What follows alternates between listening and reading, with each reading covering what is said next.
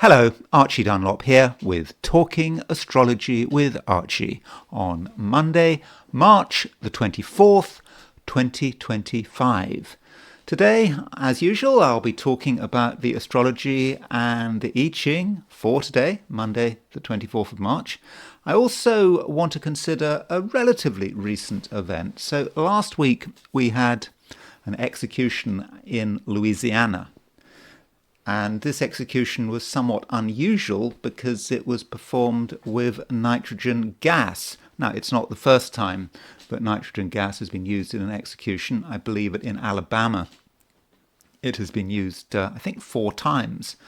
But I did want to consider the astrology of this event, what was going on in the horoscope of the man executed, Jesse Hoffman, what was happening at the time he committed the murder, what was happening at the time of his execution, what was going on in the horoscope of Louisiana, and also the horoscope of his victim, Mollie Elliott.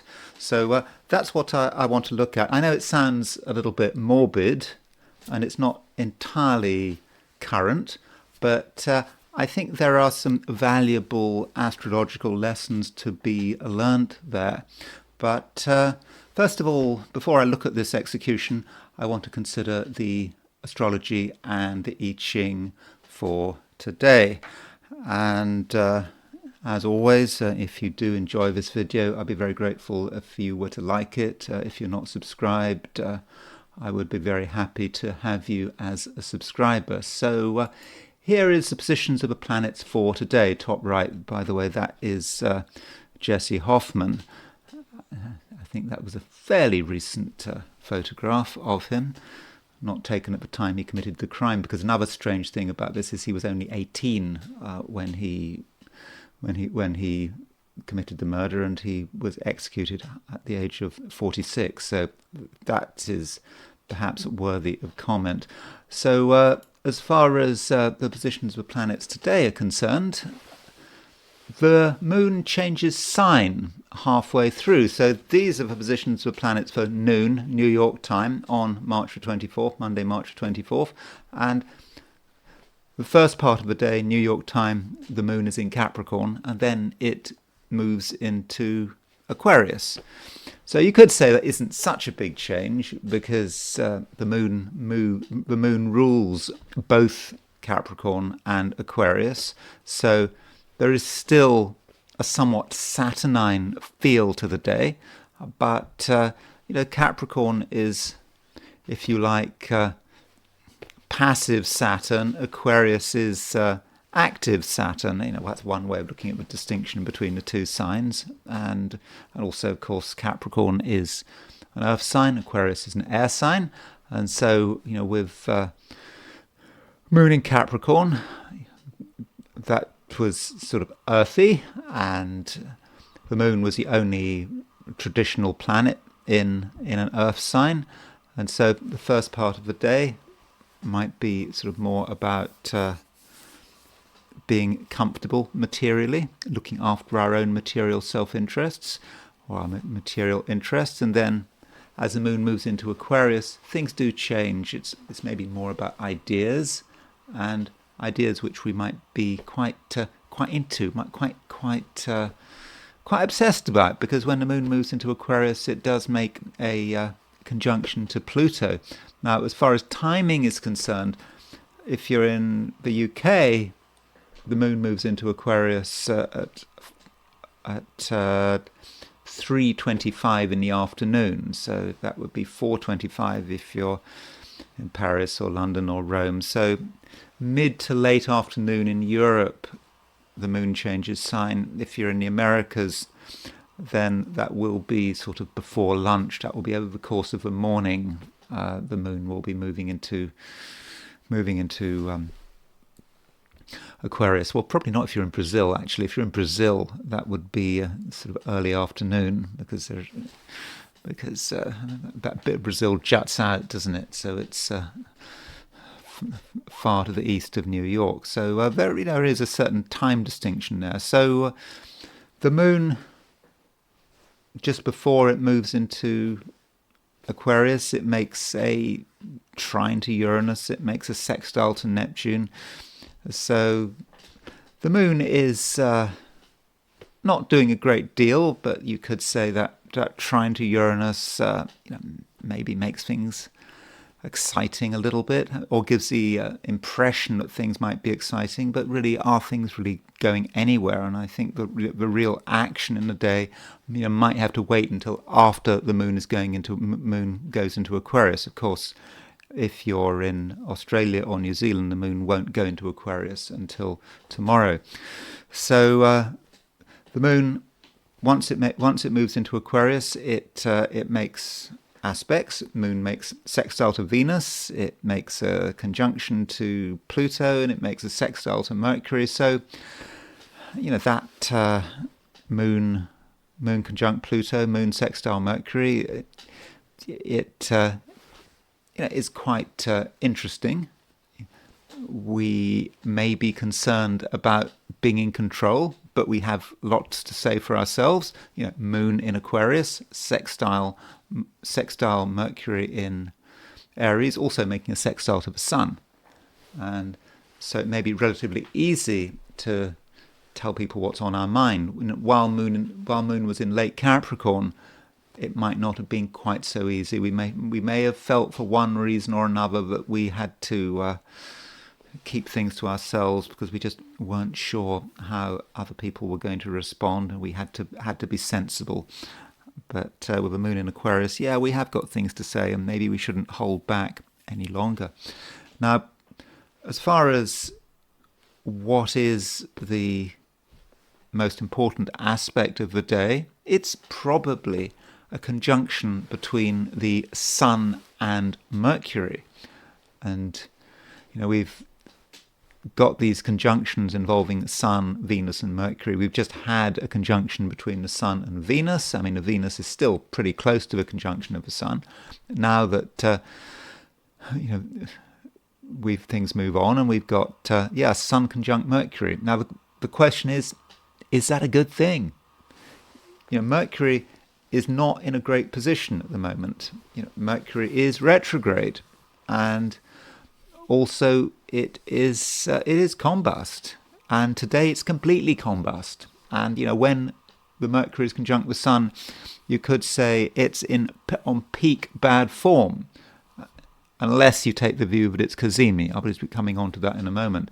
But Sun conjunct Mercury, we may not be able to see the wood for the trees because Mercury is combust. We may think we know what's going on, but we might not, because it's a very strong Sun. It's Sun in Aries. Sun is in the sign of its exaltation, and it is overwhelming Mercury. And so that could be about the ego and selfish priorities getting in the way of common sense. We're always thinking about ourselves, and we're not thinking about the subtleties. We're not even able to think straight. On the other hand, there is the concept of cazimi. Cazimi conjunction is when a conjunction is exact, when a planet is within 17 arc minutes of the Sun. And this is indeed the case with Mercury today. And the logic of cazimi is that when two planets are exactly conjunct, they're on the same wavelength. It's rather like walking through fire, and the fire is not touching you because you are on the same wavelength as that fire. I mean, that is possible in some kind of science fiction kind of way. And while we're on the same wavelength, we have that window of opportunity. And of course, at some stage, we the wavelengths get out of sync, and that's when we start to burn up again. And it just may be that when the Sun and Mercury are really close, our ideas and our plans and our thoughts about ourselves are all at one with each other. And so that is a possibility, and there is a view that Mercury is going to be strengthened by its proximity to the Sun, but I'm not convinced. I think, on balance, with the Sun conjunct Mercury today, things are going to be difficult, and it may be possible that we make some serious mistakes because we misjudge things, or we take ourselves too seriously, or it just could be about matters of ego. But it's not just about us, it's about how other people are behaving. So that's the broad planetary picture for today, set for New York. If we look at it from the viewpoint of Australia and New Zealand, it is a somewhat different picture. For one thing, the Sun-Mercury conjunction, well, it's still very much there. Sun and Mercury definitely got a conjunction there, but that Cazimi conjunction may happen tomorrow. So what I said about Cazimi may relate to tomorrow, Tuesday. Also, the moon is definitely in Capricorn. The moon does not go into Aquarius today. So the moon's actually making a sextile to Saturn. And so if you are in Australia or New Zealand or East Asia, do think about that moon sextile Saturn. It's a nice aspect. It's organized. It's disciplined. It allows you to get things together. And you don't have to worry about moon in Aquarius until tomorrow. Then there is the heliocentric picture, looking at things from a viewpoint of the Sun, putting the Sun in the center of the solar system.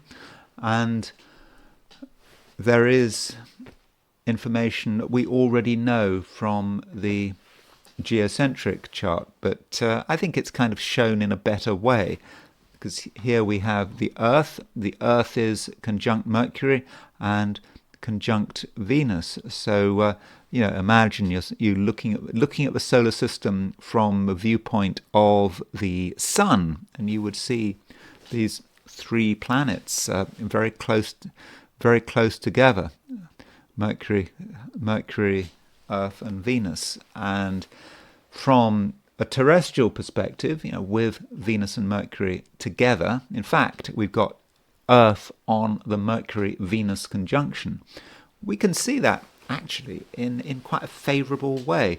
Oh, and by the way, it's connected to Pluto, so it's making a trine to Pluto. So Earth represents our experiences down here on our planet, on our blue planet, and it's on the Mercury-Venus midpoint. So that means it's a time of art and creativity and conversation and communication and being able to tell people what we're doing, tell people what we're good at. And if we want to create something for ourselves and for society at large, now is a time to do it. It's not a time to be shy about our special abilities.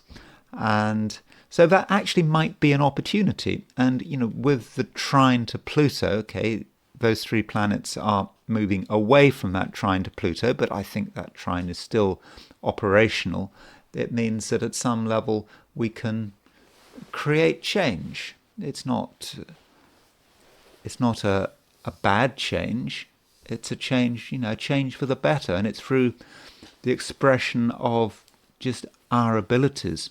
Another aspect that can't be avoided is a square between Mars and Uranus. Now, Mars-Uranus squares are not really very easy. They are accident-prone. They can be quite violent. They can be quite willful. Yeah, we want to express ourselves. We want to get noticed.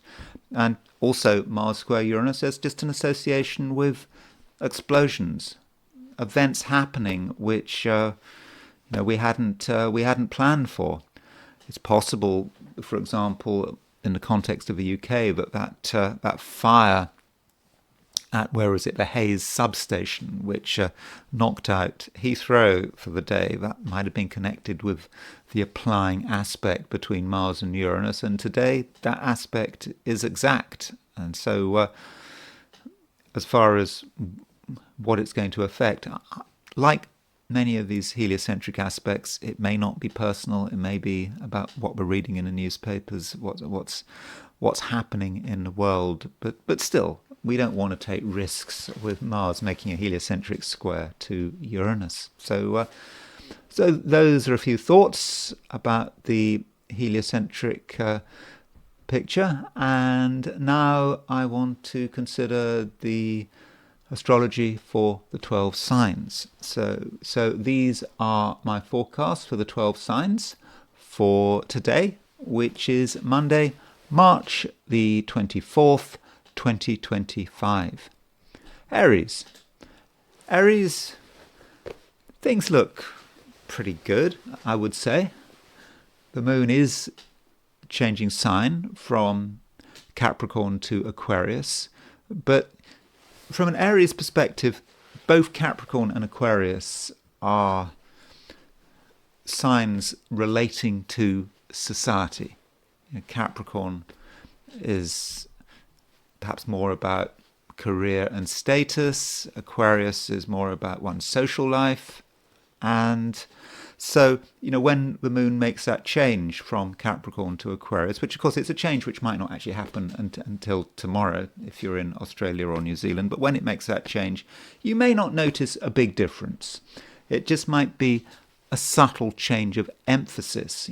As the moon moves into Aquarius, you might not be quite so concerned about your own priorities. You might not be quite so ambitious. You might be a little more relaxed and be able to deal with people on their own terms. And from a social perspective, things do look good because because the moon is making a sextile to Venus.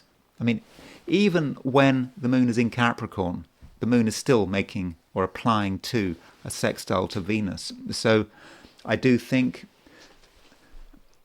Aries, that your social skills are really going to improve as the day progresses. You're just going to find it easier and easier, to relax in other people's company, and people are just going to be comfortable with you, and they're going to just enjoy your presence, and your presence is quite fiery, and it's exciting, and it really does seem that you've got something to offer. So Aries, certainly in a social sense, just float free, apply yourself, and assert yourself, because I think that in many cases it really will be appreciated. And don't be too shy. If you want to do something unexpected, if you want to sort of impose your presence on, certainly on a group, I'm not saying impose your presence on a particular person, but if you want to just tell the world you are there and you want to be noticed, and you're not aggressive about it, you're just you. And if you want to be you, then that's something you certainly can do. And also Aries, don't be afraid of showing leadership. All day long. I think that leadership at the beginning of the day and all day, if you're in Australia or New Zealand, might be more focused on career and status and getting what you want, maybe for your own selfish reasons. But as the moon moves into Aquarius, that leadership will be sort of more general, maybe even a little bit more sort of humanitarian. That leadership is going to be clear, because not everyone knows what they want to do. Some people may be at a loose end, and Aries, if you can suggest some possibilities and perhaps be ready to take the initiative or be the first one to do something. Aries traditionally is the first sign of the zodiac. It is the initiator. It is the most youthful of the 12 signs, according to some ways of understanding the sign, because Aries is the first. It is the pioneer. I think that's a key word that's often used with the sign Aries. And yes, you can be a pioneer. And don't forget that the sun is in Aries, and that puts you in a very strong position. The sun is exalted in Aries, though the sun is making a conjunction to Mercury. So whatever you're doing, do make some effort to listen. People can talk too much. That is true. And as an Aries, you really understand that. Words on their own are of limited value, but do try to listen to what people are saying. And if what they say conflicts with your view of the world or your plans, don't be too dismissive. It's just possible that you need an alternative view, and that alternative view could, in certain cases, make the difference between success and failure. Taurus. Moon is starting to move into Aquarius, and with the moon in Aquarius, you may feel that you've spent some time trying to work things out, and it's kind of appropriate that the moon is moving into Aquarius on a Monday, the beginning of a week, beginning of a working week. And so as the moon moves into Aquarius, there may be a new sense of purpose. You feel that really there are things that you want to do and you want to accomplish, and there might be a real urgency here, because the moon does make a conjunction to Pluto. So this moon conjunct Pluto makes you aware of issues of power, perhaps, and you don't fully take it for granted that you're going to be able to accomplish everything. You may have to make a special effort, and you might have to consider people who might be resisting you, and you might have to negotiate with them, but not too much. You don't want to talk too much. You in the end feel that you do want to get your way. And then there's the question of how are you going to go about it? And the moon in Aquarius does make a sextile to Venus, and with that moon sextile Venus, it seems to me that you have a chance to be relatively charismatic. I think that it's all about finding the right way of approaching people, and perhaps authority figures as well. And you don't want to push people around or be overly assertive. Part of you wants to be assertive because Venus, your ruler, is in Aries, but you shouldn't forget that Venus is retrograde. Venus is Venus in Aries is in the sign of its detriment, and it's still quite close to the sun. Not as close as it used to be, but it's still combust. And so, be aware of your weaknesses. And that might actually be your strength. Know where you don't function very well, and just concentrate on what you're good at. And then, with that moon sextile Venus, you can use that knowledge to get your way. You don't have to be strong in all areas to have a great day. You just have to just act in a way that is subtle. Not everyone has to see what you're doing. Maybe no one has to see what you're doing. And in that way, you can just maneuver things round so that things swing to your advantage. And also, Taurus, don't feel that you have to be friends with everyone.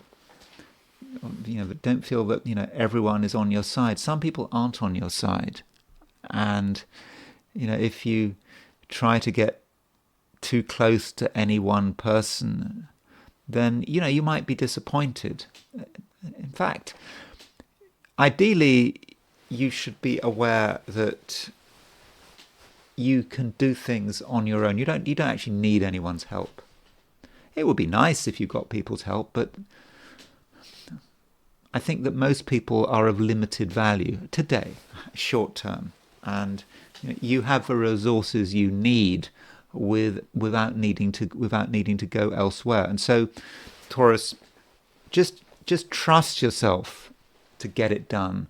trust yourself to have a successful Monday, and you do have what you need. You don't have to ask. You don't have to ask for that many favors. Though again, your social skills are focused. They're not general. There are certain specific ways in which you can interact with people in such a way that's going to be advantageous to you. And I think you know where they are. You know what they are. And so again, it goes back to you being goes back to you being subtle and being aware of your weaknesses, because that might be your secret strength. Gemini, Mercury is in the spotlight today. Mercury is your ruler, of course, and Mercury is conjunct the Sun. So what do we do about Mercury being conjunct the Sun? Well, Mercury is your ruler, and you could argue that Mercury is actually not in a very good position. I mean, don't forget, I've got my Sun in Gemini, so I'm not picking on you. And I'm also trying not to project. But you know, when Mercury is conjunct the Sun, when it is retrograde, we as Geminis may have to accept that our position isn't great, and that our judgment might not be great. We may look at the wrong things. We may think we've got it right, but actually we haven't got it right at all. And Geminis can have an arrogant streak, and I say that as a Gemini. And if we're arrogant, we might ignore other people's advice. We might believe that our machinations, our mental machinations, are perfect, but there just might be things we're missing. And that is the problem of Sun conjunct Mercury. And we must be somewhat careful what we say. Geminis can say things which are a bit insensitive, particularly when we're dealing with people who are, more emotional than we are.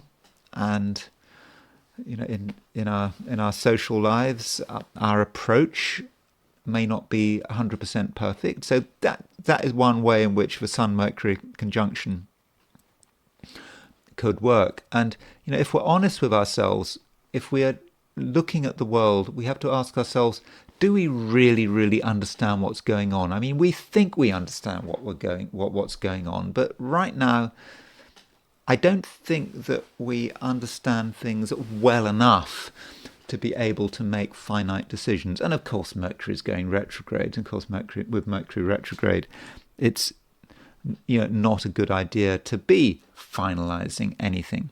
On the other hand, there is this controversy here because Mercury is cazimi. The Sun and Mercury, they are exactly. Mercury is exactly conjunct the Sun. Okay, if you're in Australia or New Zealand, that cazimi conjunction won't be until tomorrow. But when you've got a cazimi conjunction, there is a view that Mercury is actually strengthened because it's on the same wavelength as the Sun. The Sun is the will. It's what we want to do. And the will and the mind are at one with each other. And is that possible? I think it is possible. It is an established feature in astrology, the cazimi conjunction in traditional astrology.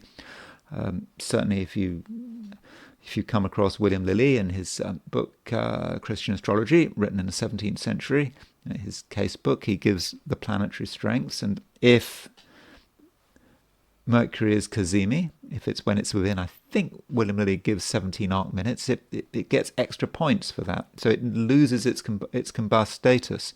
And so we perhaps have to recognize those moments over the course of the day, or it might be tomorrow, if you're in Australia or New Zealand. We have to recognize those moments where we just get it, where everything is completely aligned. And that moment of complete alignment, when our thoughts and our plans and our ideas and our presentation, they are all completely aligned.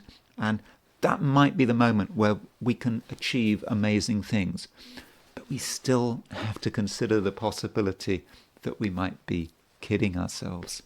Now, one other thing, the moon is changing sign. Moon is moving out of Capricorn into Aquarius. And that sign change into Aquarius for Geminis has got to be a good thing. You know, moon in Capricorn, a bit too introspective for Gemini's likings. And when the moon moves into Aquarius, it's moving into an air sign. It's also making a sextile to Venus, and it's making a conjunction to Pluto.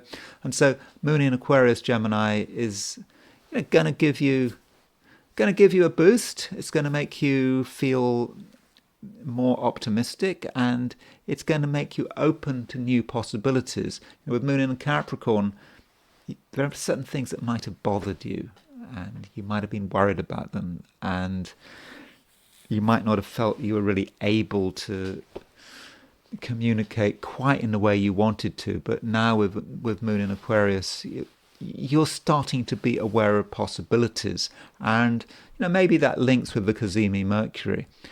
So as moon moves into Aquarius, as the sun makes that exact conjunction with Mercury, then there may be a moment where things do come together, and what it's all about and what you need to do, and you just might have an inner confidence that you really are on the right track. Cancer, the moon's changing sign. Moon is moving out of Capricorn into Aquarius, and this is somewhat dependent, well, actually completely dependent on where you are. And certainly if you're in the Americas, by lunchtime the moon will be in Aquarius. If you're in Europe, it will take place over the course of the afternoon. And so as the moon moves out of Capricorn into Aquarius, Cancer, you're going to possibly be feeling a little more self-sufficient.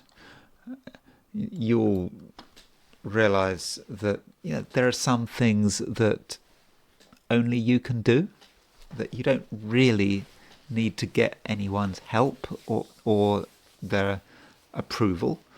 And in fact, if you're having to worry about other people and what they're doing and what they're saying and what their reaction is, well, you're not really going to get anywhere, are you? And when the moon moves out of Aquarius, it makes a conjunction to Pluto.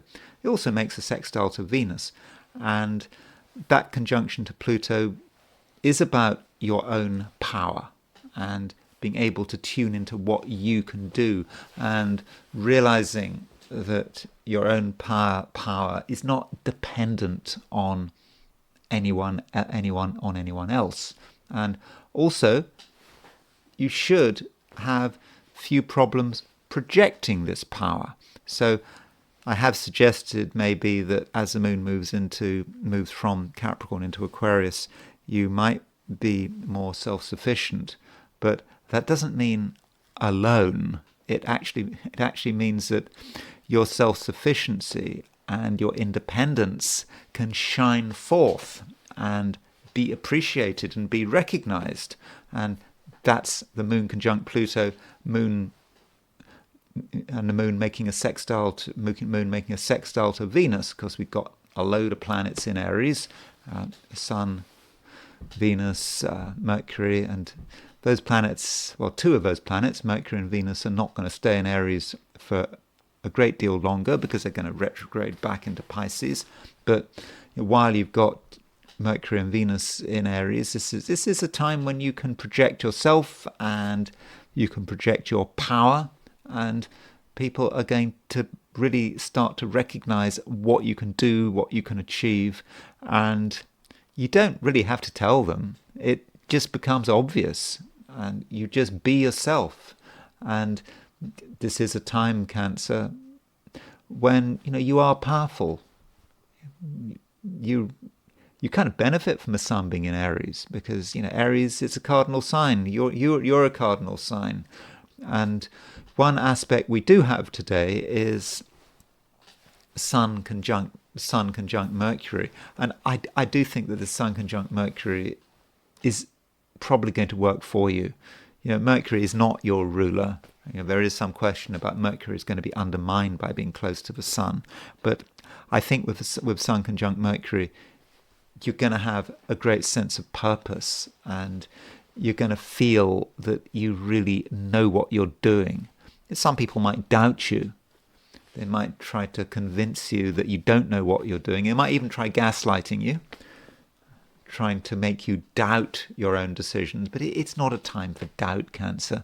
I think that fundamentally you know where you're going, and you know how to present yourself, and I don't think that you'll have any problems. Now, as far as relationships, if relationships are important to you, then I think it looks like being quite a good day, provided everything happens on your terms. The moon is making a sextile to Venus, and that moon sextile Venus allows you to get on with people. And moon conjunct Pluto, there is an emotional seriousness there, and you do have a certain gravitas, and the right people will take you seriously. And that means that close relationships should work well if those close relationships are generally running well.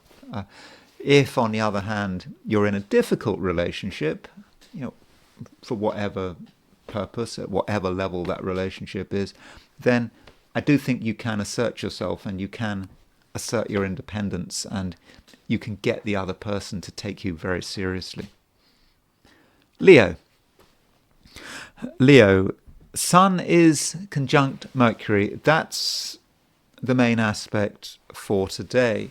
And I would have said that for you, Leo, this Sun-Mercury conjunction works in your favour. I don't think there's a problem with it. Some people might have problems with Sun conjunct Mercury, because there is the issue of Sun-Mercury conjunction that Mercury is about the mind, and the Sun is kind of short-circuiting Mercury. Now, that could happen, but I don't think it need happen. And as the Sun is your ruler, I do think, Leo, that you're going to be able to be very open, and you're going to be able to express yourself extremely well. And as the day continues, indeed, perhaps as you move into tomorrow, this power of self-expression is going to improve. It's just going to get better and better. So, Leo, if there is something you want to say, then you should probably say it, but possibly you shouldn't get into details. You should perhaps satisfy yourself with broad comments, because, with Sun conjunct Mercury, you can't assume that you've got everything right. Some of the details you might not fully understand, and if you tried to get too detailed, people might pick you up on it. But broad statements of intent, and broad statements of about what you believe in and what's important to you could go down very well, because at the moment, many people are feeling confused. They don't know what's going on, and they may be feeling a little bit negative. And maybe just what they need is a confident Leo to just tell them nice things, to be positive. And if you can be positive and look on the bright side, I'm not asking you to be naive. I would never do that. but there is always a way forward. You don't want to, you don't want to exaggerate, but that means going further, looking at things that other people haven't considered. This is what the Aries season is about for a Leo. And it is the Aries season, even though the Aries season is about to have a break because Mercury and Venus are about to leave Aries and go back into Pisces. But while you've got three planets plus Chiron in Aries, Sun, Mercury, Venus plus Chiron in Aries, it is a time to do consider what's possible. Be adventurous, and be adventurous in terms of what you are saying, and that's what people need. And you don't have to get involved in detailed discussion. In fact, you should avoid detailed discussion. You can leave a detailed discussion for later. I think that's important, because if you do get bogged down in detail, that could spoil the day, and you might then find that there's something you hadn't researched properly, and then you might make a fool of yourself. So you don't want to open yourself up to that kind of criticism. And if possible, Leo, in the way you approach the world and other people, a little bit of distance might be a good idea. While it is true that the moon is moving into Aquarius, your opposite sign, and traditionally one says to a Leo, when the moon is moving into Aquarius, you say, well, that's a great time for relationships, especially when when the moon moves into Aquarius, it makes a sextile to Venus. And it is true, it is a good time for relationships. Relationships should work very well. But like everything else today, in a general sense, in a broad sense, don't get down to specifics. And if you try to get down to the specifics in terms of relationships, particularly if they're emotional specifics, then there could be disappointment. You're not at the moment sort of really emotionally flowing. I think that inspirationally you're flowing, but at an emotional level, there's something about you that you're holding back. You don't want to get incredibly close to another person. You might try, but I don't think it would work very well, and I think that there would be a certain distance. So again, keep things broad. And what you don't want, Leo, is for things to get too intense, because that might just spoil the day.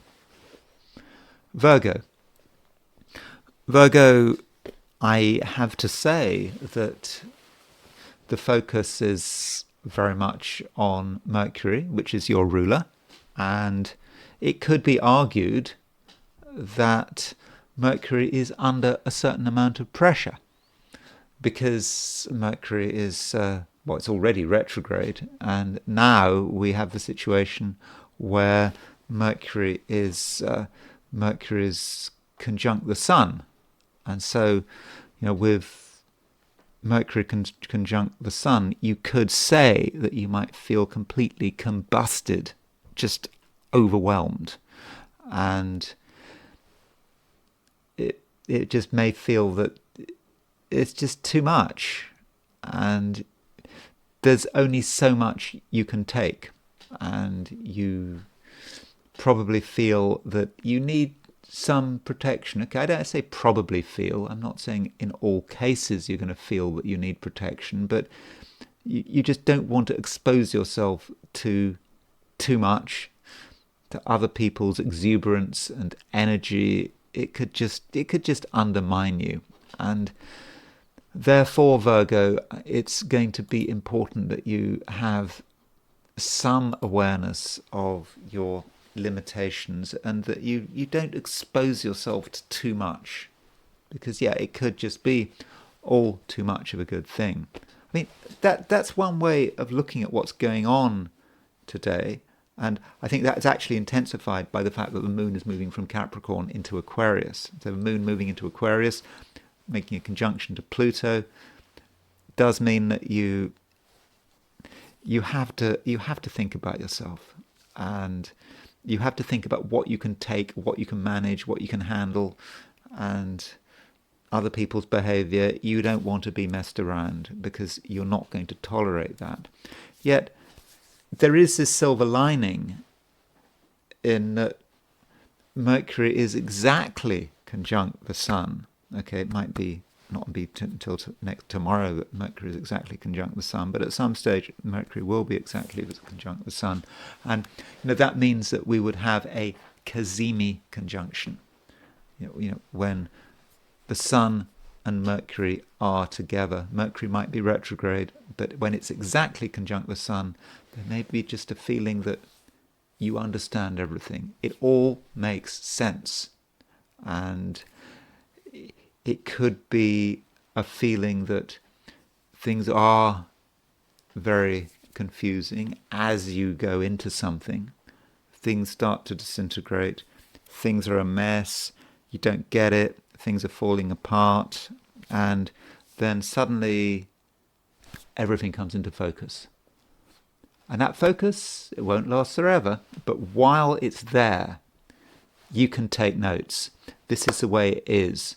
And you see the world for what it is, and that's all you need.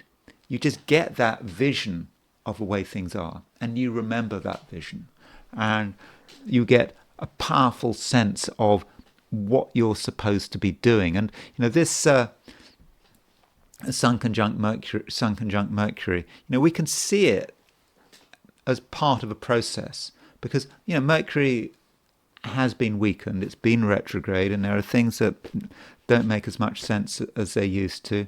And yes, it's been a bit debilitating, the Sun conjunct the Mercury moving to a conjunction of the Sun, but now as you kind of move into the sort of the eye of the storm, or maybe it's not the eye of the storm, it's that moment of stillness where it all makes sense, and you see the way things fit together. Now, as Mercury moves away from that conjunction to the Sun, as it goes beyond cazimi, it may feel as if some of that chaos is returning, but you've got that memory. You know how it should be, and now you can start planning because you now have knowledge. Knowledge is there; it's available for you. There's going to be a moment where you're given that knowledge, and then, of course, Mercury goes into Pisces at a later stage. Later in the week, Mercury goes into Pisces, and when does Mercury go into Pisces? Just to remind you about when Mercury goes into Pisces. Mercury goes into Pisces on the 30th. That is Saturday, Sunday. So over the weekend, Mercury goes into Pisces. That is possibly something to look forward to. I know that Mercury is traditionally weak in Pisces, but the thing is, Jupiter's in Gemini, so Mercury is going to be in mutual reception with Mercury. So actually, Mercury is going to be strengthened by moving into Pisces, and of course, it will be away from the Sun. So things are actually getting better, Virgo. Things are becoming clearer, and that moment is here where you can really see things, and so really try to take advantage of it. Libra moon is changing sign. Could be today, could be tomorrow, but at some stage the moon will move out of Capricorn and into Aquarius, and this sign change should make things easier for you. With the moon in Capricorn. So the moon has been in Capricorn over the weekend, and the experience of moon in Capricorn might be about wanting to look after yourself, not feeling that you want to really assert yourself or take risks, and you value your security. Perhaps that relates to how you relate to your home, how you're discussing things with your family. But then moon moves into Aquarius. Okay, might be late this morning if you're in the Americas. It could be tomorrow if you're in Australia or New Zealand. But as the moon moves into Aquarius, you have a greater sense of power. And, when the moon moves into Aquarius, which is, of course, an air sign, Libra is an air sign, and it makes a sextile to Venus, and it makes a conjunction to Pluto. And I would have said moon moving into Aquarius is quite empowering. So, Venus has been under a lot of pressure recently. So Venus is your ruler. The pressure has peaked. Venus was conjunct the Sun. It's still retrograde. It's still in the sign of its detriment. But you get a feeling that you have power. And also, with the moon moving into Aquarius, you may finally start to get the benefits of something you've done in the past. It's something you've done in the past, which maybe you were quite pleased about. And you maybe made some connections, or maybe you were able to impress people, and you might have felt that you weren't being properly recognized for it. But now, with the moon moving into Aquarius, you're feeling better about it. And you're starting to see that you're getting rewarded, that your particular set of abilities and talents, and it's also you as a person, are being accepted and being recognized. And there's nothing you have to do. You don't have to shout. You don't have to boast. It's just that there is an increasing level of support, and this is about Venus's position improving, and it's certainly helped by that moon sextile Venus. And of course, Venus is about to retrograde into Pisces, and that's good news. I mean, it's not there yet, Venus moving into Pisces, but Venus moves into Pisces. When does Venus move into Pisces? Venus moves into Pisces on the 20th, so that's Wednesday. I think that's Wednesday, or Thursday. So sort of midweek, Venus moves into Pisces, and of course what that means is Venus is moving into the sign of its exaltation. So that is something to look forward to. And so Libra, it's in general is a time where things are improving, and you do have to take it slowly though. Not everything is clear. You can't completely trust other people.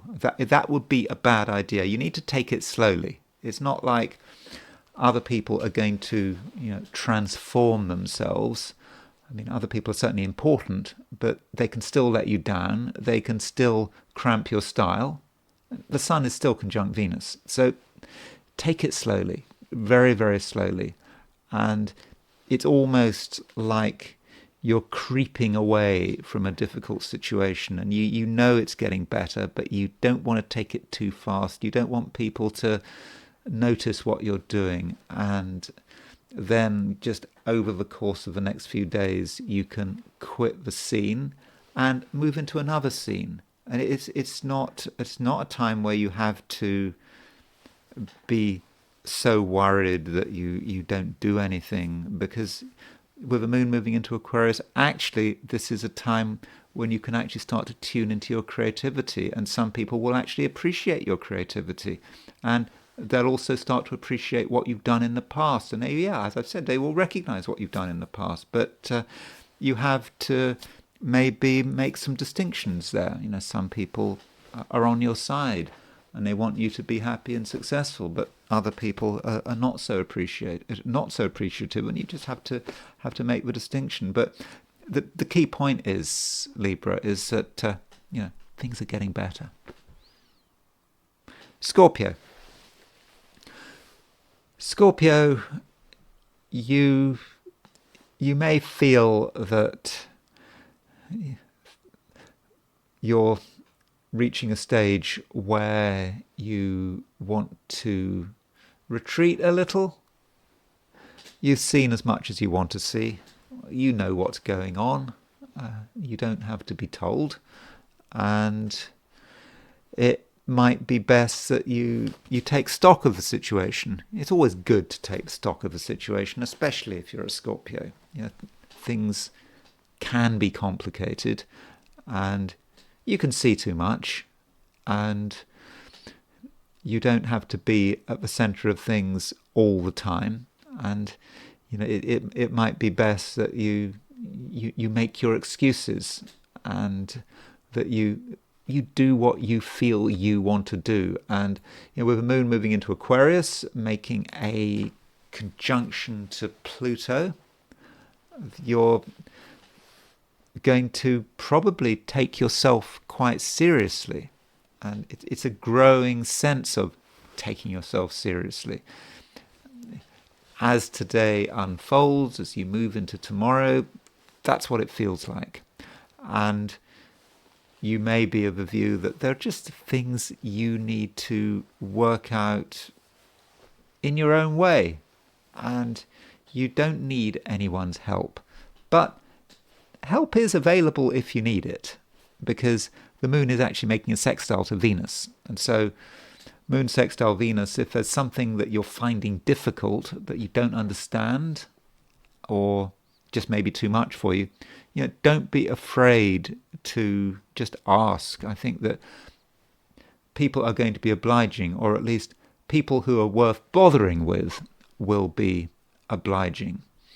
And additionally, Scorpio, you need to get perhaps some of your ambitions in perspective. We all have ambitions, and you have ambitions. Regardless of who you are, where you are, what your stage in life is, you've got ambitions, and these ambitions are important to you. And you need to think about where these ambitions are taking you, and maybe some of these ambitions, Scorpio, need to be fine-tuned a little bit, because you might have lost perspective on them. You need to ask yourself, why do you actually want what you want? And if you give it some thought, you might realize that you just want it because, and it doesn't actually make any sense. And there's then the possibility that ambition can get in the way of common sense. Yeah, that really is possible. And that might be connected with the fact that today we've got the Sun making a conjunction to Mercury. So Mercury is under a lot of pressure. I know that Mercury is not a planet that is directly connected with Scorpio, but we're all affected by Mercury. It doesn't matter what our sign is. And Mercury is conjunct the Sun. Mercury is moving retrograde, and it's just possible that because Mercury, the planet of thought and cognition, is not in a great position, your own thoughts might be overwhelmed by what you want. So Scorpio, it's just very important that you do ask yourself some key questions, and maybe you'll decide that there are things that you thought you wanted, but you don't actually want them at all.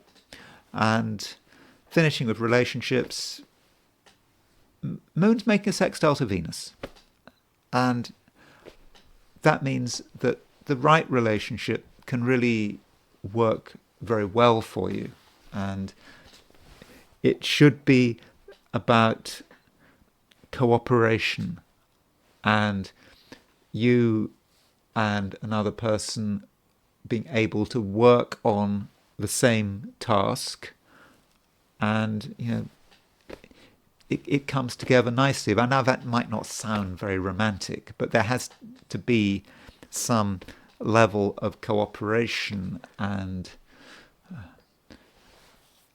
a sympathy there. And if you and another person can work on a task together and cooperate on a task and do a good job, then it would suggest that you're compatible in many other ways. And in fact, that could be a way of testing someone's loyalty. If they're capable of applying themselves to something that's important to you, maybe that's a suggestion that actually they can be trusted. Sagittarius. Sagittarius, yeah, there's something about you at the moment which is quite excitable. And I mean excitable in the fortunate sense of the word. There are things you find to be interesting and worthy of comment, and you're always looking for something new. And there could be moments in the day where you just feel quite inspired. Something occurs to you and you want to talk about it, you want to get going on it. Doesn't occur to other people, maybe.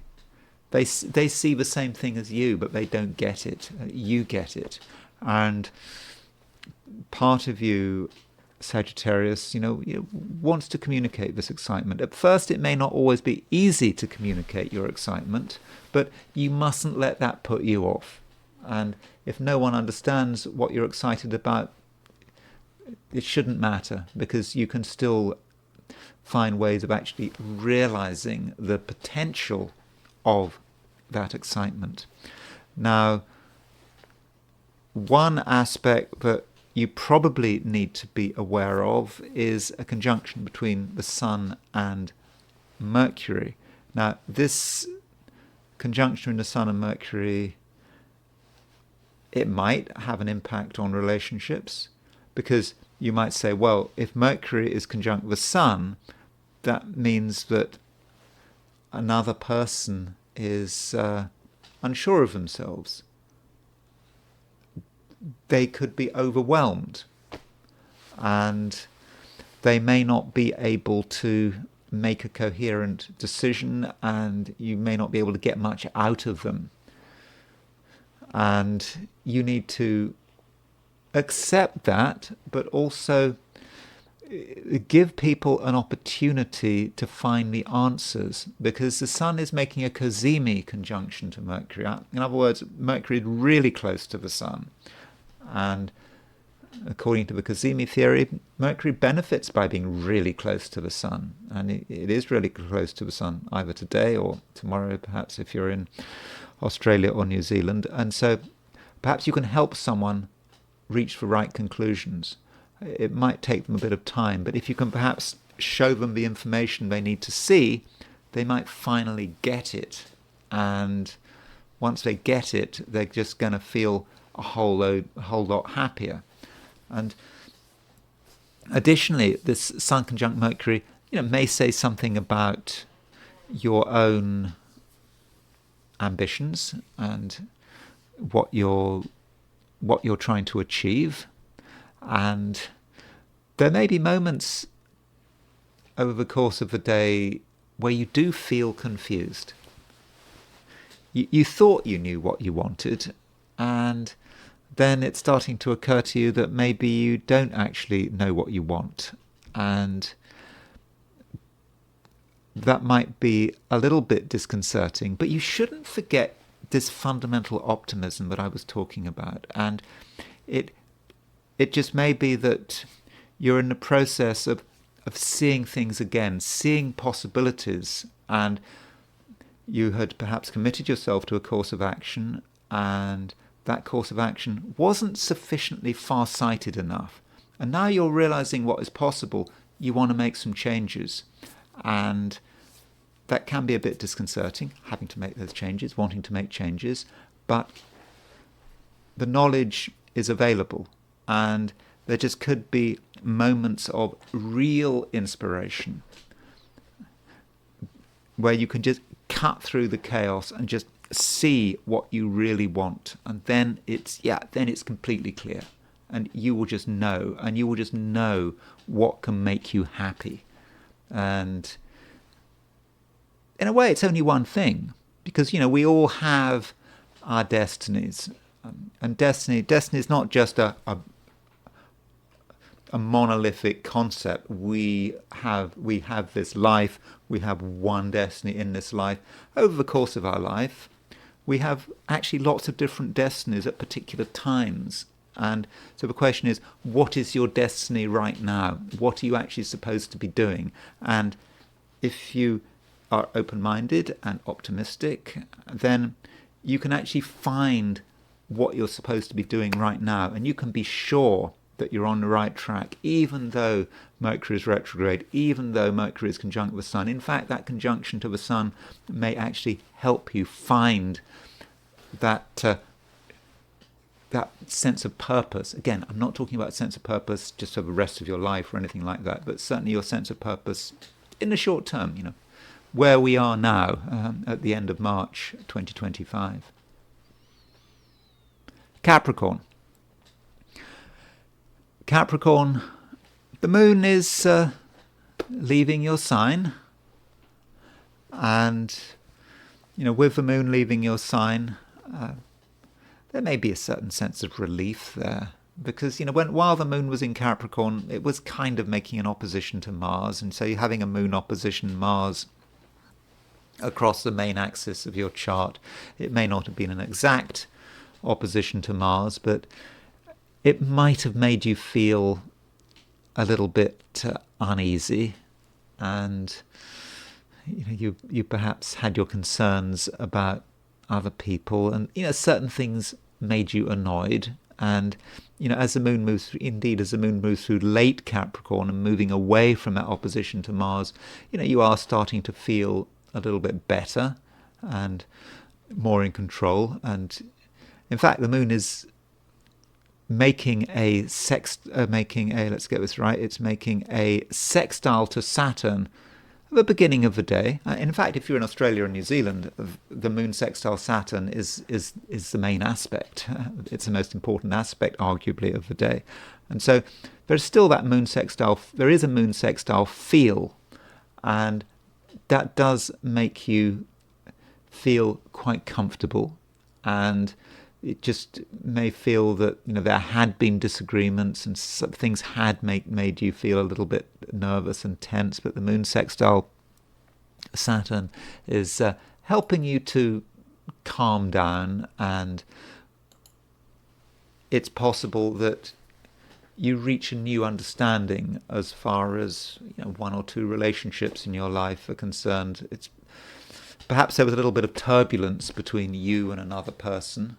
Maybe the moon opposition Mars was representing that, but now the moon is making a sextile to Saturn. Things are starting to calm down, and you can start to sort of move on to the next challenge. And then the moon moves into Aquarius, and with the moon moving into Aquarius, it makes a conjunction to Pluto, and it makes a sextile to Venus, and that could make you quite single-pointed. And there is one thing that you really think is actually quite important, and you need to develop it. It's something you want, something you might believe is yours, and it could have a material nature. Because if you think about it, the moon has been in Capricorn. Capricorn's an earth sign, and actually Capricorn, the moon was the only traditional planet in earth sign. Okay, I know Uranus is in Taurus, but that doesn't count.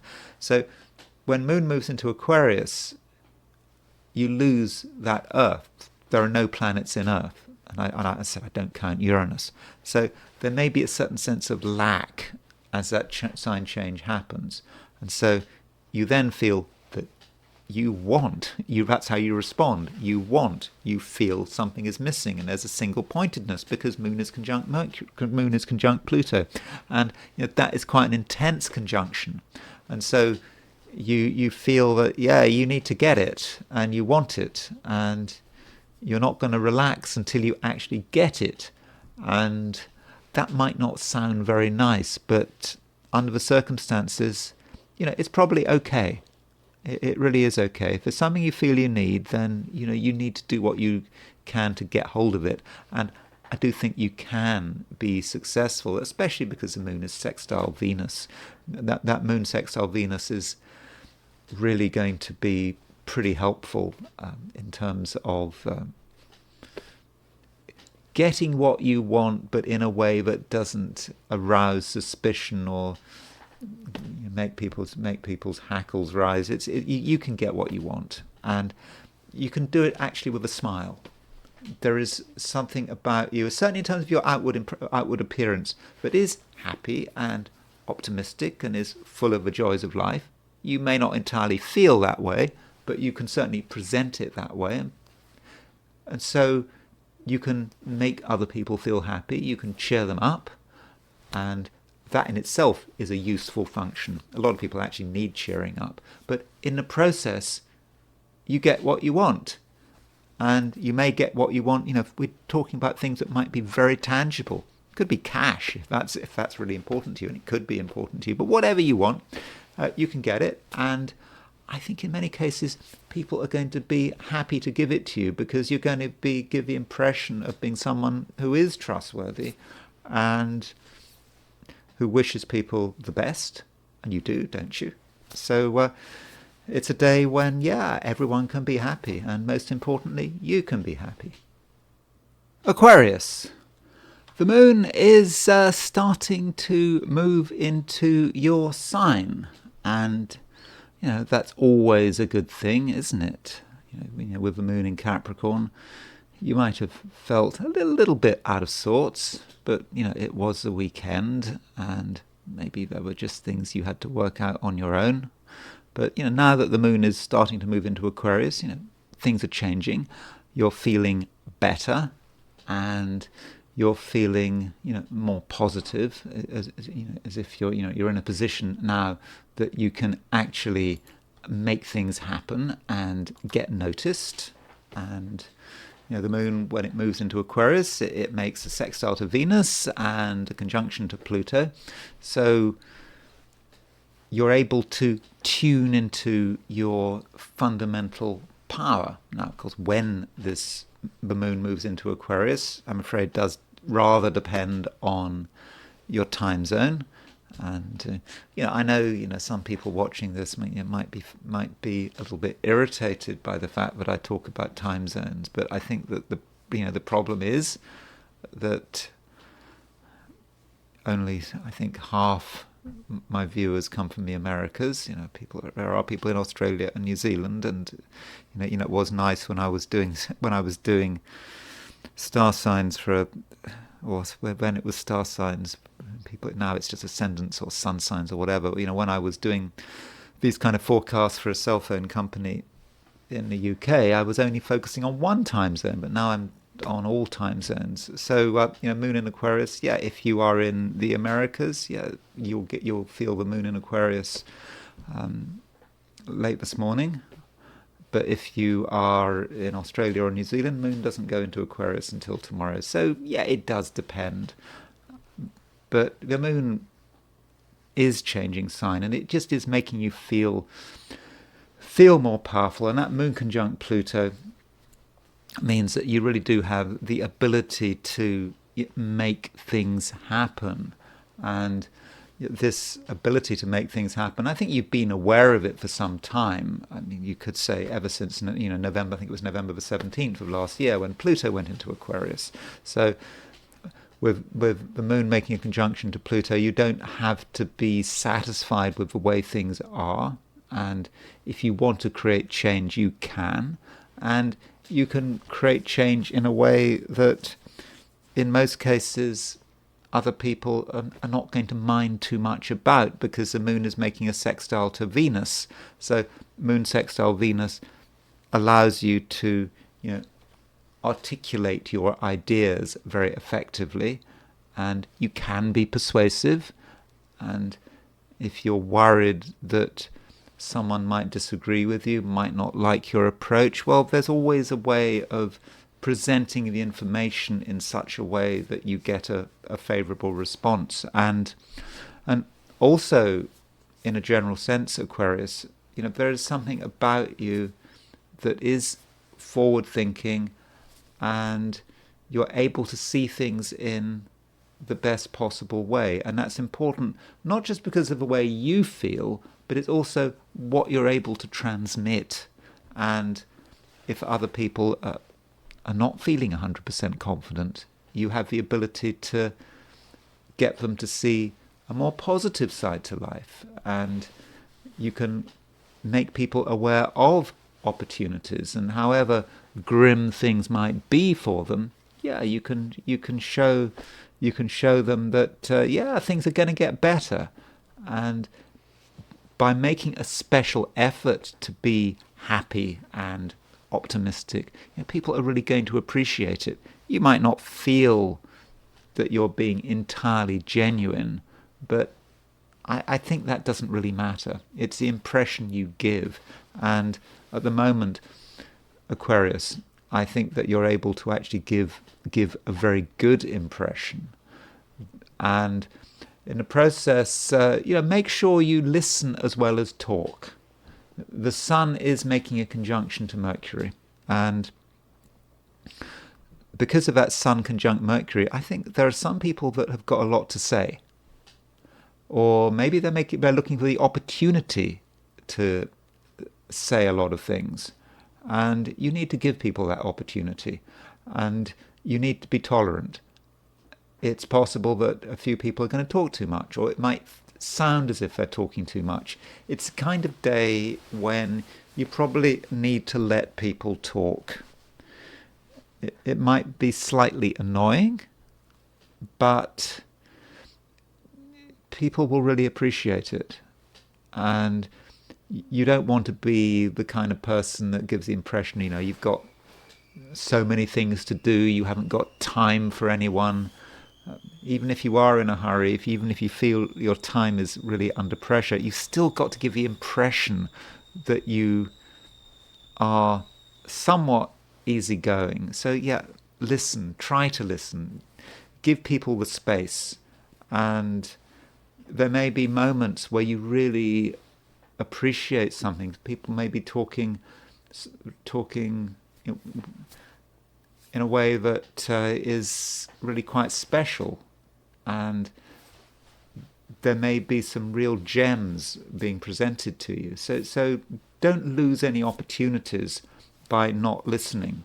Even if 95% of what you're listening to is garbage, there's always that 5%. So you need to be able to pick up on that. And be happy, open-minded, tolerant, and that's a way to handle today. And I think things, if you do things right, it can really be a great Monday. Pisces,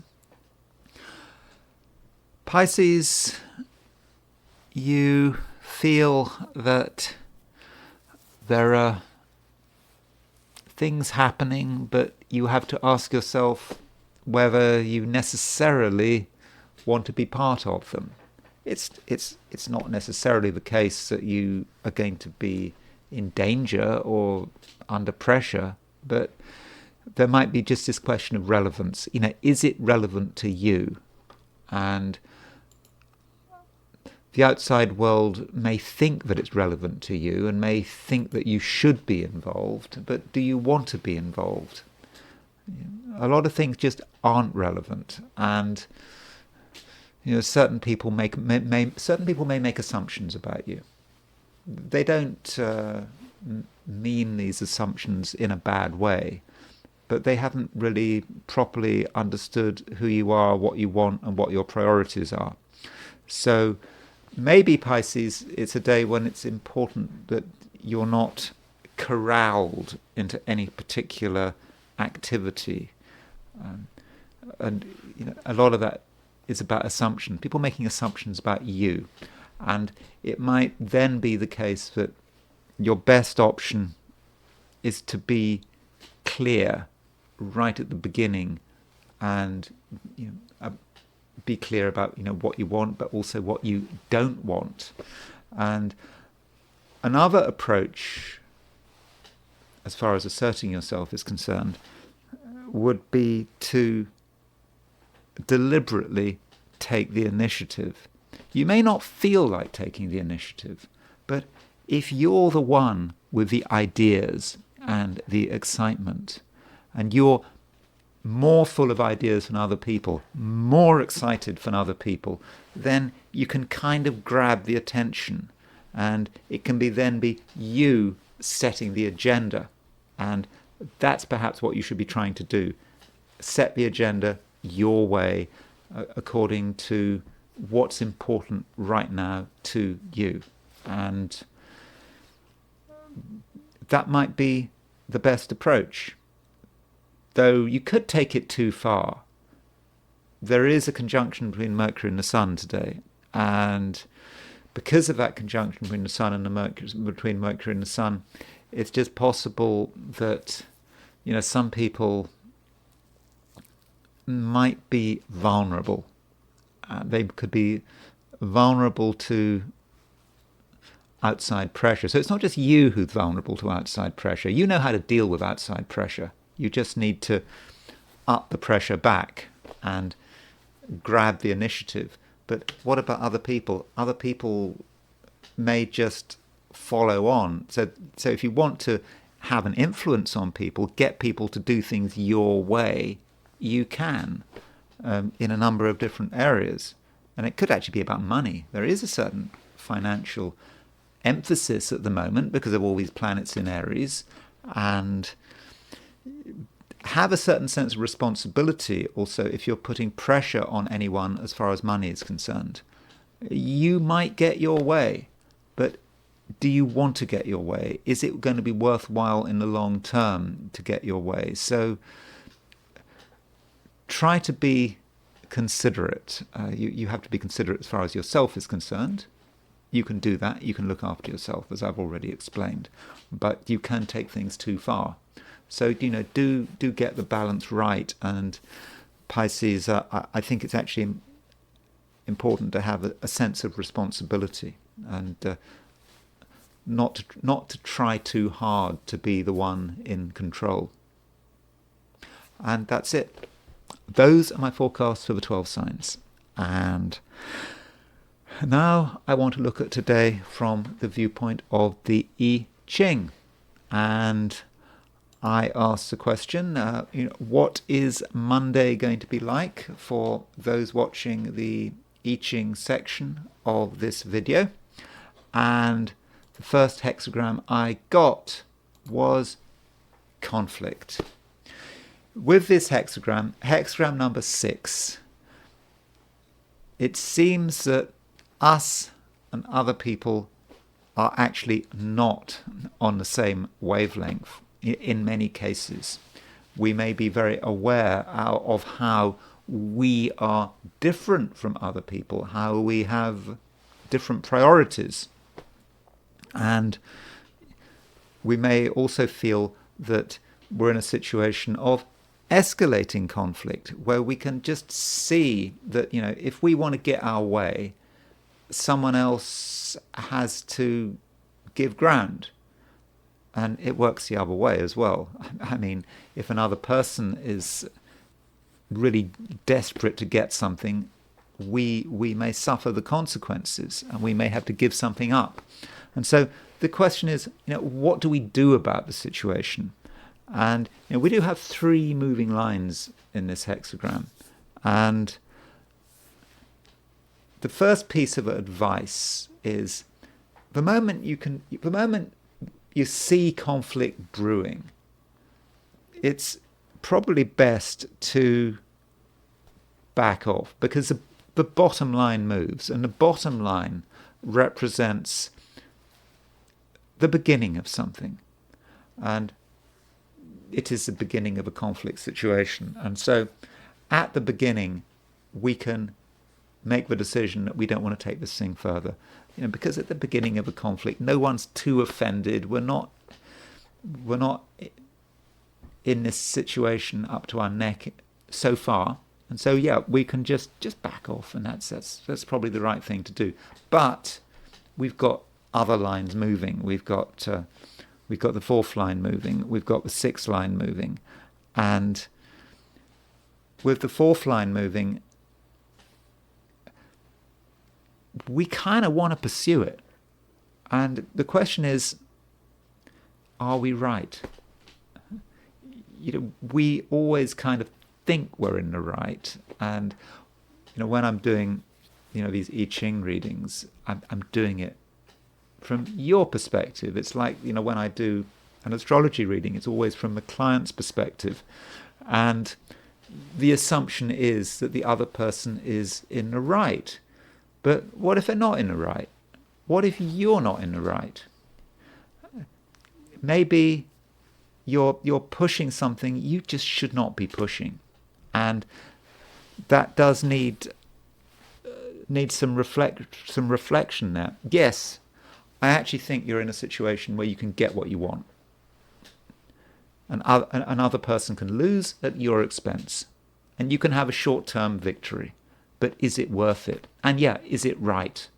And you may actually be able to get something which you don't deserve.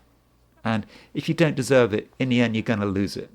And so that may take us back to that first hexagram. Sorry, that first line. What I was saying, don't get involved in this conflict.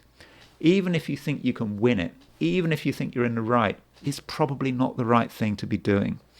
And again, the top line moves, and it's the same principle. You win, you lose, does it matter? But it's a conflict that is not going anywhere, that is really not going to help you. And one way of looking at this situation, it may be that you've got a load of complaints, and that's what you're coming into today with. You've got a load of complaints, and you want to dump your complaints onto other people. Maybe it's onto an institution, an organization, whatever it is you're complaining about. But possibly you shouldn't. And these because these three lines, we've got three moving lines, that does mean we move to a second hexagram. And the hexagram we move to is hexagram number 60, which is limitation. And that is the advice. Just limit yourself. Don't feel you have to do anything. Have some self-discipline, and a bit of restraint can go a long way. So even if you're really upset about something, and you have got complaints, it might be just best to just. I'm not saying you have to keep them to yourselves. You can still talk about what's bothering you, but if you actually try to pursue conflict and you don't show any self-discipline, I don't think it's going to work well. Now, you don't want to put yourself in a position of limitation where it's galling limitation. The Wilhelm I Ching says you should avoid galling limitation. You don't want to limit yourself to a point where it gets painful.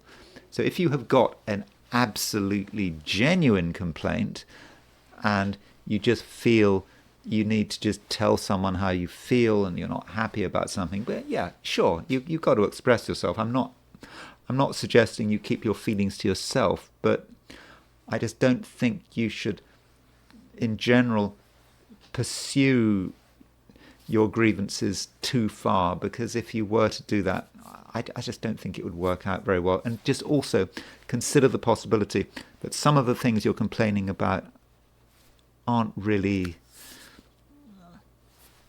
real. Maybe you're taking it too seriously, or maybe you've just got something wrong and you've misunderstood the situation. And we shouldn't forget that the Sun is conjunct Mercury. And I know that there is a view that Sun conjunct Mercury, it's Kazemi, so Sun and Mercury are working really well. But Mercury is blotted out by the Sun.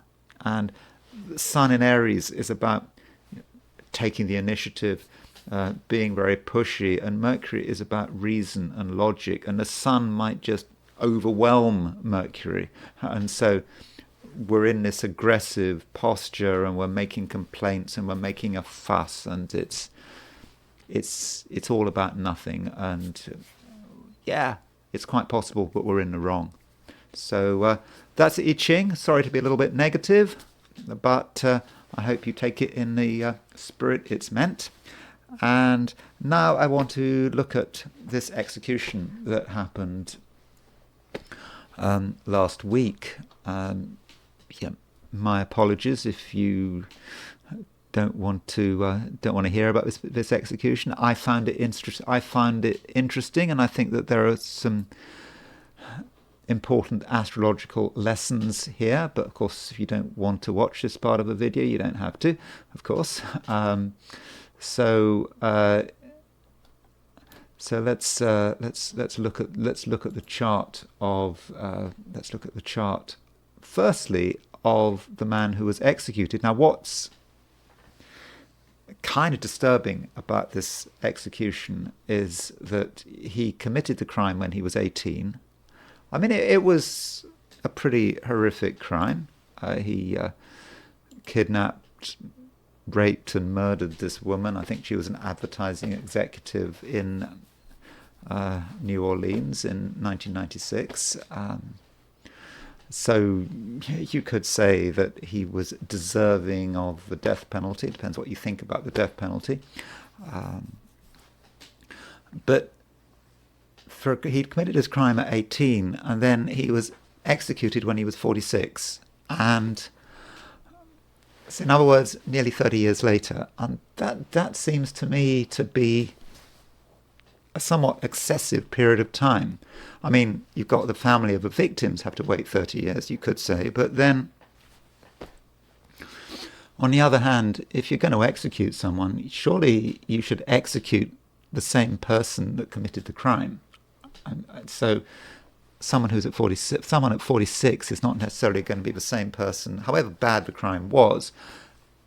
For a 46-year-old to have to take responsibility for something they did when they were 18, or take responsibility to the extent of being executed, I understand that society needs punishment and you shouldn't get obsessed about individual rights when talking about societal interests, but I think that is an excessive period of time, nearly 30 years, and especially as he actually just turned 18. So here's his chart.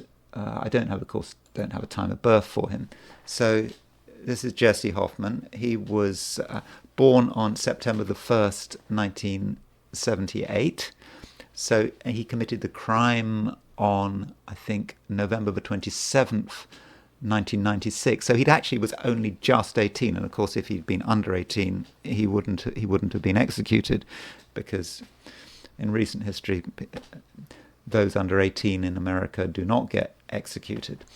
And so here is his horoscope. I mean, at the time I think he was working as a valet in some car park, a parking lot in New Orleans, and he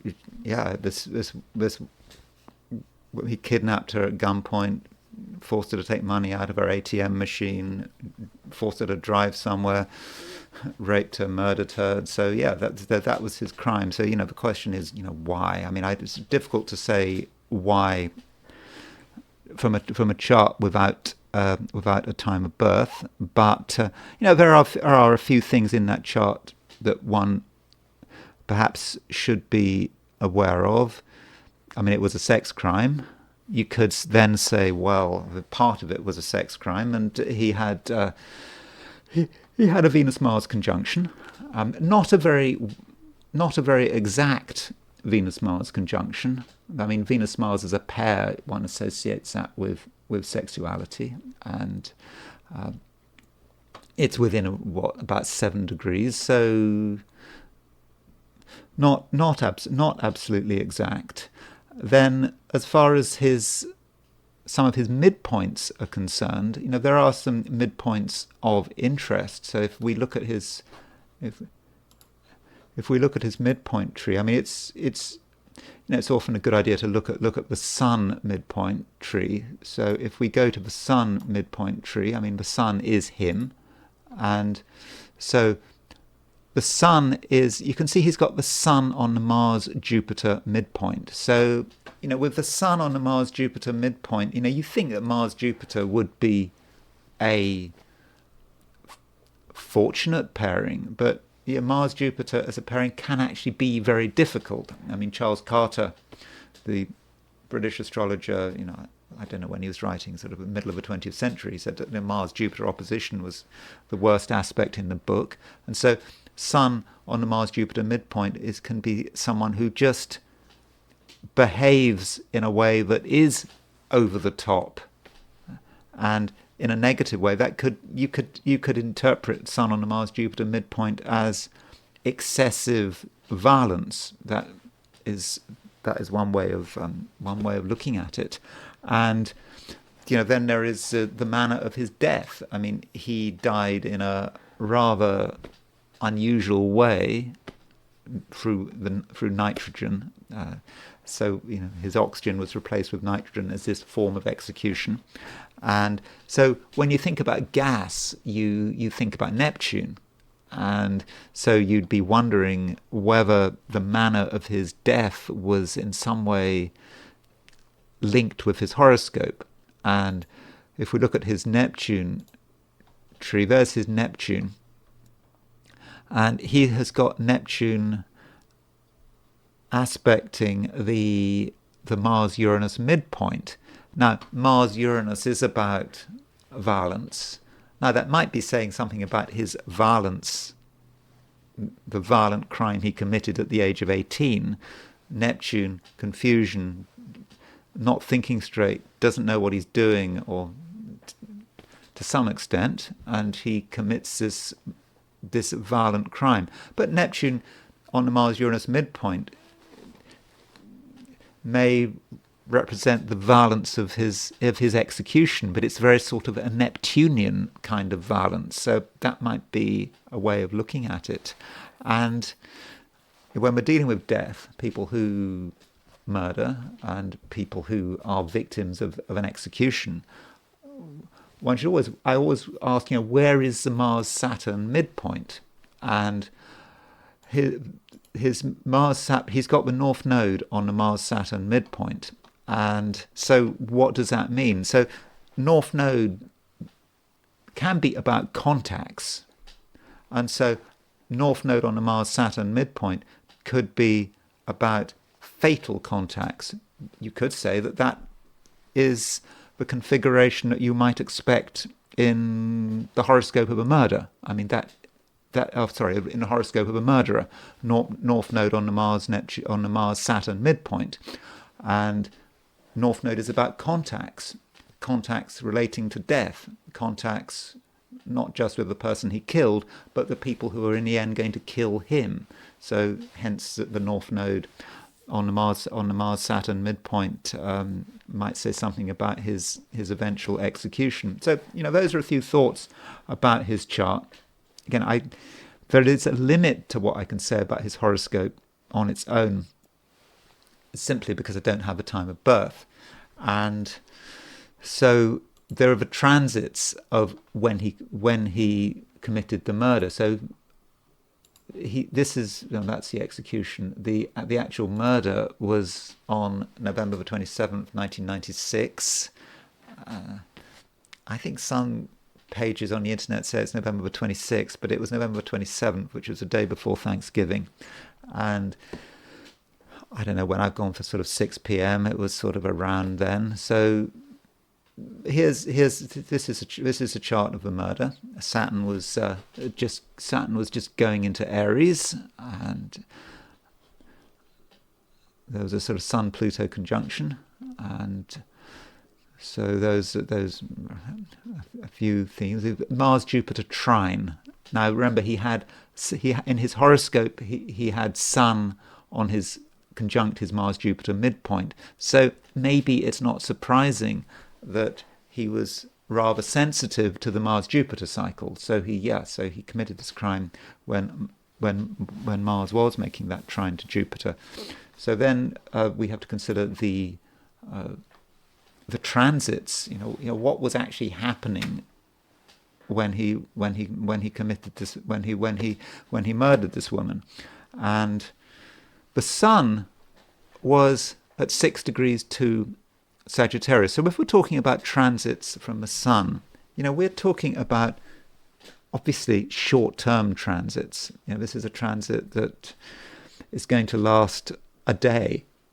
And one transit that the Sun is making is to his Venus-Mars midpoint. So there is his Venus-Mars midpoint at around 21 Libra. So the Sun is making a semi-square to his Venus-Mars midpoint. So it may be that what he did on that day was just a response to a very short-term transit.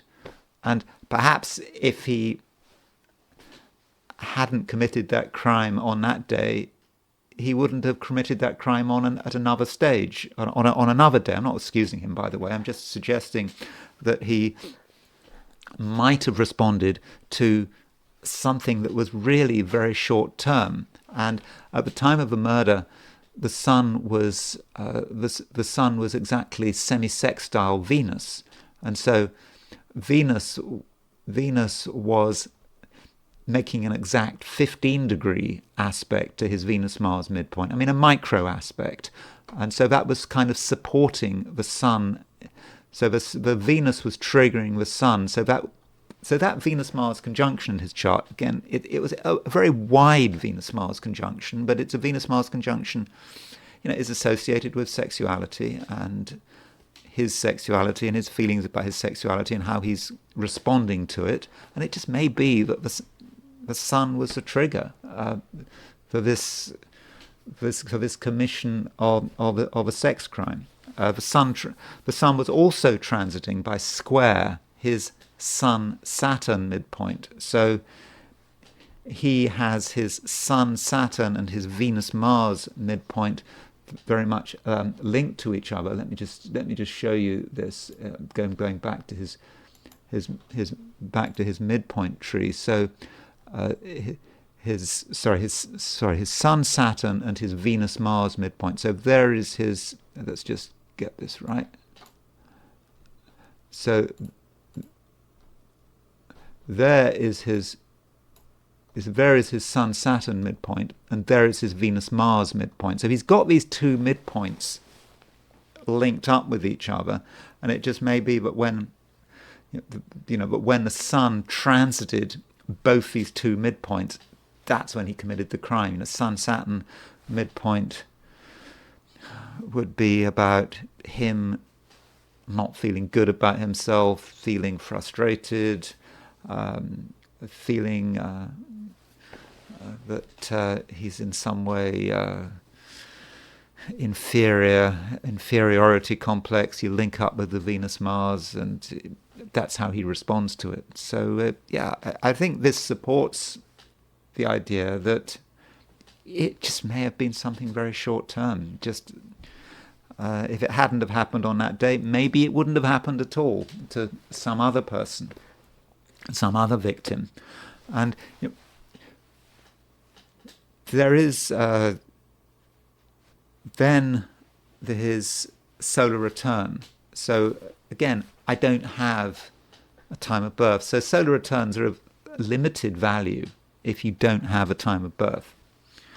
And still, it can be worth looking at them. So this is solar return. This is when he turned 18. Because turning 18, the moment he turned 18, that's when he became eligible for the death penalty if he were to commit a serious enough crime. And it happened very quickly after he turned 18. That's not her. That's his victim's solar return. Sorry. Let's look at his solar return. So that's his solar return when he turned 18. And in his solar return, there is Mercury-Saturn opposition. I mean, that's not great, Mercury-Saturn opposition. It means that there's bad news, something he feels bad about himself. That you could say that is low self-esteem.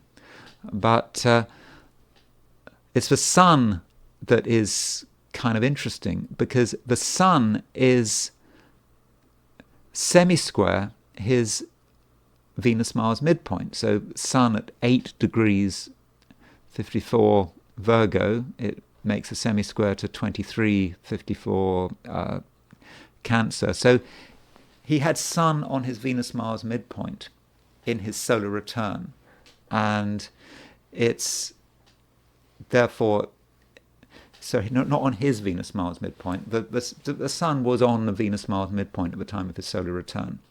And so at that time, when the sun was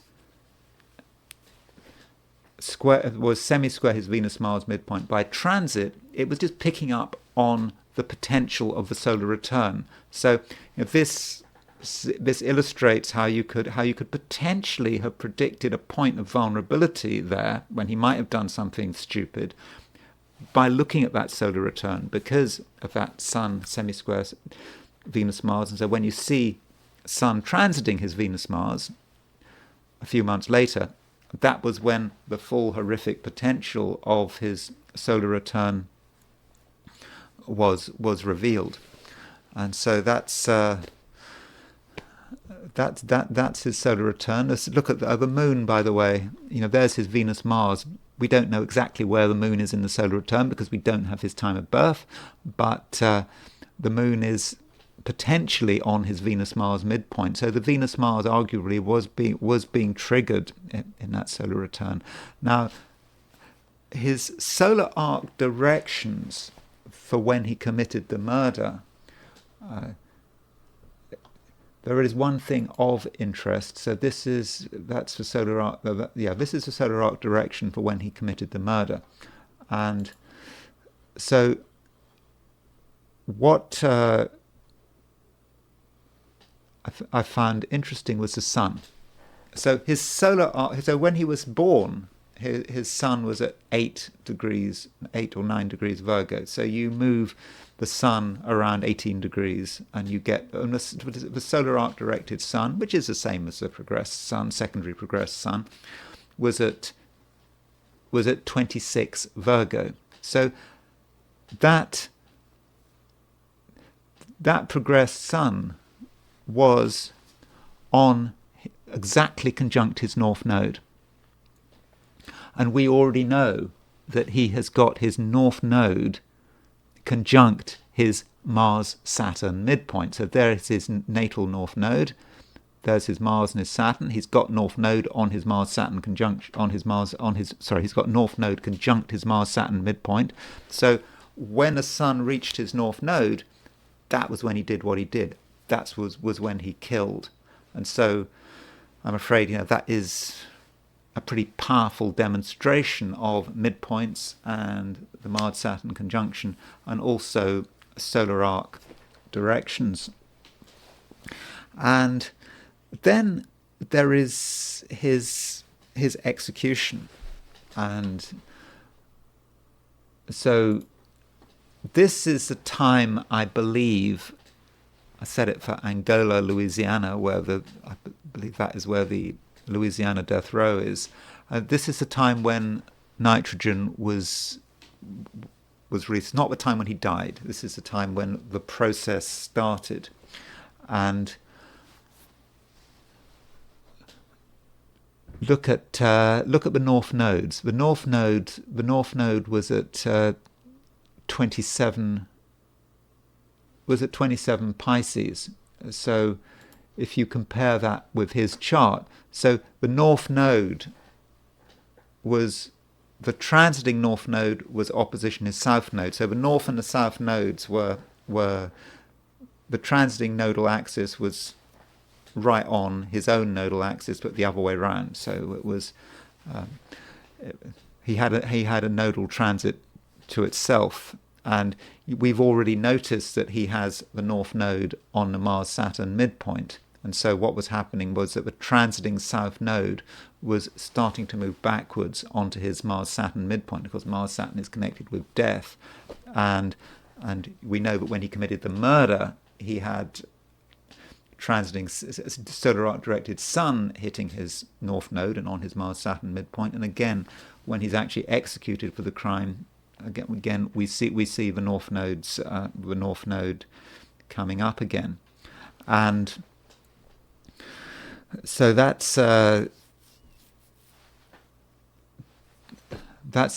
nodal axis. Those are his nodal transits. And then there's the state of Louisiana. This is I think you could say that it's a big deal for Louisiana. Louisiana has decided to change the way it executes people. I think the reason Louisiana decided to execute him through this rather strange procedure is because they couldn't get hold of the drugs, the barbiturates and other things they need to kill people.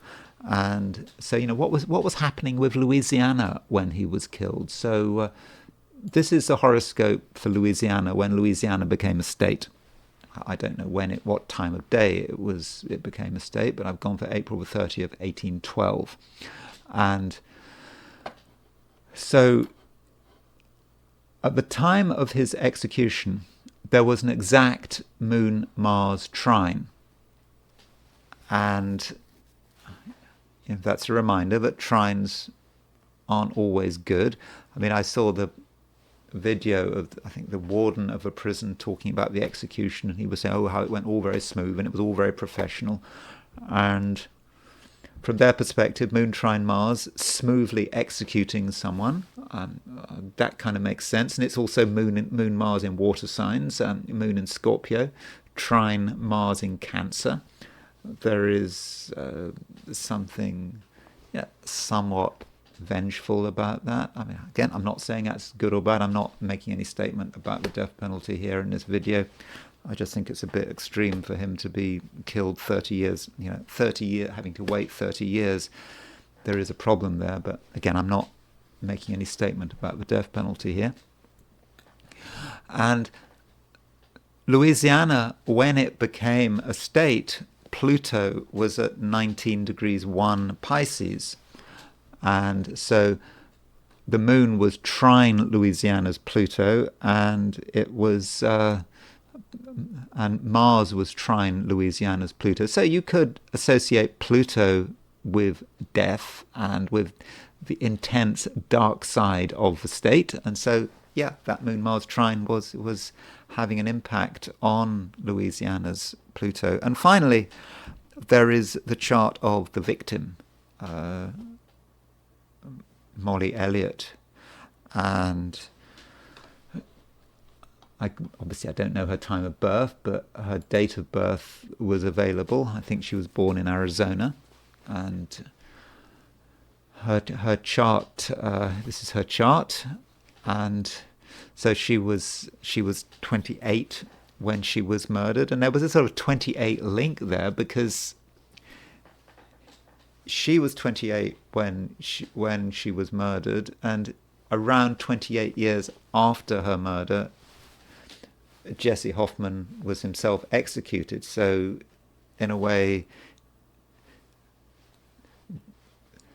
you could say the victim, her family had to wait her own whole lifetime all over again to see, as they would see it, justice done. Or as they might see it. I think that's how they see it. I don't know. And so what were her transits when it happened? And so here are her transits. Now, one transit is a clear signature of death. It doesn't mean to say it always happens when this transit occurs, but Saturn was at 0 degrees 38 Aries, and she had Mars at 0 degrees 20 Libra. So she had Saturn exactly opposition her Mars. And so here is someone, she's got Mars in Libra, I think. I mean, I don't have her time of birth, so it is possible that her Mars might have been in very late Virgo, but I think it's unlikely. Chances are her Mars is in the first degree of Libra. It's certainly on a cardinal point. She's got Mars on the Aries point. So Mars on the Aries point represents the world at large, and of course her murder has got national attention. And additionally, Mars is the male planet, and it's conjunct Uranus. So she's got Mars conjunct Uranus in her chart. And so, with Mars conjunct Uranus, it doesn't always have a bad result, but it can be a vulnerability to attack, to unexpected events, bad things happening. It's a difficult aspect to have in one's natal chart. And she did have Mars conjunct Uranus. So Saturn was opposition her Mars, and it had just been on her Mars-Uranus midpoint before that. So Saturn opposition Mars is a standard signature of death. And possibly she had her lunar return at the same time. She had her moon in Cancer, and so we don't know precisely. Her moon would have been anywhere between 1 Cancer, 2 Cancer, and 15 Cancer. So she would have had a lunar return around the time of her murder.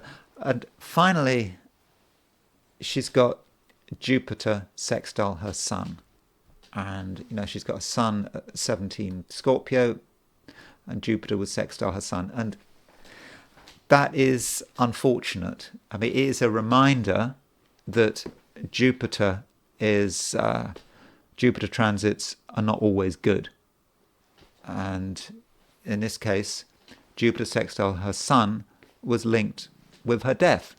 And unfortunately, also, it's often said in astrology that a transit from Jupiter represents an easy death. Clearly, she did not have an easy death at all. So that's Jupiter sextile Sun. So when you see a Jupiter sextile, be wary of it. Don't think that it's always going to be great. Or it may be the case that Jupiter sextile Sun, everything was fine for her, except the fact that she got killed and murdered in a horrific way. And so you could say that Saturn opposition Mars was working in a different way. There was something else going on which was almost like independent. So it was a Saturn opposition Mars that was the thing that mattered, not Jupiter sextile the Sun. Or an alternative way of saying it is saying that Saturn opposition Mars was the main aspect, and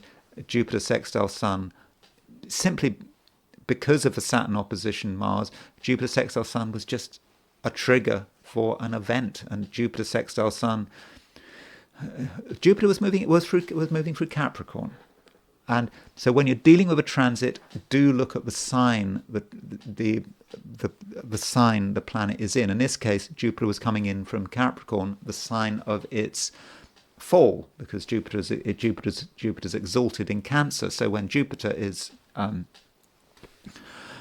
in Capricorn, maybe its transits aren't as good as if, say, they were in Cancer or in Sagittarius, if it was in Cancer or Sagittarius. And one final point is that she had Neptune sextile her Neptune. And if you look at her chart, she actually had a wide Sun-Neptune conjunction.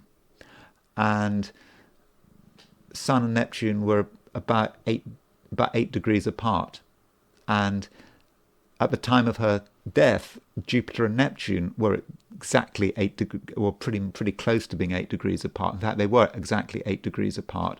And so that Jupiter-Neptune conjunction in the sky was transposing itself on the Sun-Neptune conjunction in her chart. So Jupiter was sextile her Sun, Neptune was sextile her Neptune. So maybe the potential of that Sun-Neptune conjunction, even though it was a very wide Sun-Neptune conjunction, was kind of activated by that Jupiter-Neptune conjunction in the sky. And Sun-Neptune was wide, but in the end, that may have said something about her death and the person who killed her. And it was maybe triggered by that Jupiter-Neptune conjunction. So I'm sorry to talk about this rather grisly topic, but I just did think that astrologically there was a lot to say about it, and I think that there were a few astrological lessons to be gained from this case.